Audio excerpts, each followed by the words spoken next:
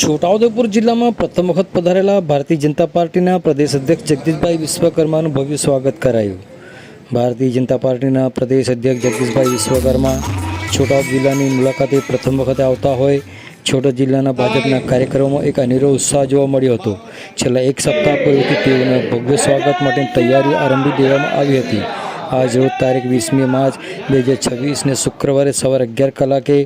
ભારતીય જનતા પાર્ટીના પ્રદેશ અધ્યક્ષ જગદીશભાઈ વિશ્વકર્મા છોટાઉદેપુર શહેરમાં પધારી ગોરારામજી મંદિર અને મહાકાળી મંદિરના દર્શન કરી સંઘના કાર્યાલયની મુલાકાત લીધી હતી અને 12 કલાકે જિલ્લા ભાજપ કાર્યાલય પાસેના વિશાળ મેદાનમાં પ્રદેશ અધ્યક્ષ જગદીશભાઈએ બુથ કાર્યકર્તાઓના સંમેલનમાં ઉપસ્થિત થયા હતા। જિલ્લા ભાજપ પ્રમુખ ઉમેશભાઈ રાઠવા, લોકસભા સાંસદ જસુભાઈ રાઠવા, છોટાઉદેપુર ધારાસભ્ય રાજેન્દ્રસિંહ રાઠવા, પાવીજેતપુર ધારાસભ્ય જયંતિભાઈ રાઠવા, સંખેડા ધારાસભ્ય અભયસિંહભાઈ તડવી, પ્રદેશ ઉપાધ્યક્ષ ગીતાબેન રાઠવા તેમજ છોટાઉદેપુર જિલ્લા ભાજપના પદાધિકારીઓ દ્વારા તેઓને તીરકામઠા નોટબુક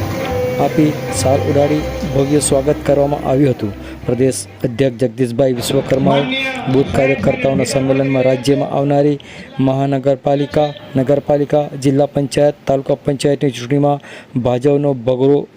લહેરાશેનો વિશ્વાસ વ્યક્ત કરી છોટાઉદેપુર જિલ્લા અને તાલુકા પંચાયતની ચૂંટણીની તૈયારીઓમાં લાગી જવા ઉપસ્થિત સૌને હાકલ કરી હતી। આ પ્રસંગે જિલ્લા ભાજપ પ્રમુખ ઉમેશભાઈ રાઠવા, સંગઠન પ્રભારી હેમંતભાઈ પટસાળા, લોકસભા સાંસદ જસુભાઈ રાઠવા, છોટાઉ ધારાસભ્ય રાજેન્દ્રસિંહ રાઠવા, પાવીજેતપુર ધારાસભ્ય જયંતિભાઈ રાઠવા, સંખેડા ધારાસભ્ય અભયસિંહભાઈ તડવી, પ્રદેશ ભાજપ ઉપાધ્યક્ષ ગીતાબેન રાઠવા, જિલ્લા તાલુકા શહેર ભાજપના હોદ્દેદારો, સરપંચો, વિવિધ મોરચાના હોદ્દેદારો અને બૂથ કાર્યકર્તાઓ મોટી સંખ્યામાં ઉપસ્થિત રહ્યા હતા। આવો સાંભળીએ આ અંગે જિલ્લા ભાજપ પ્રમુખ ઉમેશભાઈ રાઠવા શું કહી રહ્યા છે, સાંભળો તેઓના મુખે।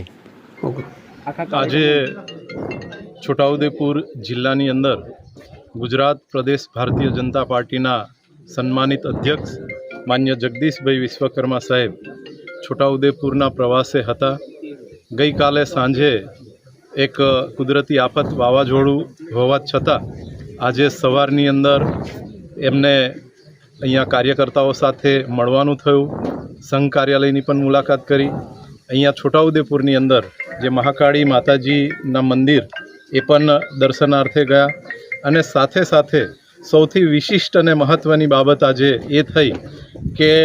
ગઈકાલે જે વાવાઝોડું હતું એના કારણે મંડપ તૂટી જવા છતાં ભારતીય જનતા પાર્ટીના કાર્યકર્તા એ પાર્ટીને વરેલા કાર્યકર્તાઓએ ખૂબ મોટી સંખ્યામાં ભર ઉનાળાની અંદર તાપની અંદર બેસીને માન્ય જગદીશ વિશ્વકર્મા સાહેબને એમને સાંભળ્યા છે અને આગામી જે તાલુકા જિલ્લા પંચાયતના જે ઇલેક્શન આવે છે એમાં સૌ કટિબદ્ધ થઈ અને ખૂબ જંગી બહુમતીથી આ છોટાઉદેપુર જિલ્લાની અંદર આવતી તમામ